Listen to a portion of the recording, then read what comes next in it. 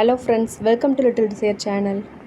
இன்றைக்கி நம்மளோட சேனலில் முள்ளங்கி சட்னி ரொம்பவே டேஸ்டியாக எப்படி செய்கிறதுன்னு பார்க்கலாம் வாங்க. இந்த சட்னி இட்லி, தோசை, சப்பாத்திக்கு சூப்பரான சைட் டிஷ்ஷாக இருக்கும். இப்போ இந்த சட்னி எப்படி செய்கிறதுன்னு குயிக்காக பார்த்துடலாம்.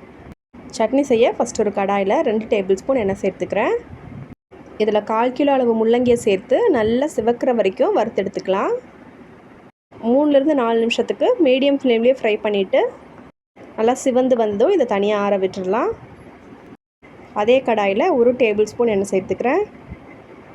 2 டேபிள் ஸ்பூன் கடலைப்பருப்பு, 2 டேபிள் ஸ்பூன் உளுத்தம்பருப்பு, 1 டேபிள் ஸ்பூன் தனியா, அப்புறம் 1 டீஸ்பூன் அளவுக்கு சீரகம் சேர்த்து வறுத்துக்கலாம்.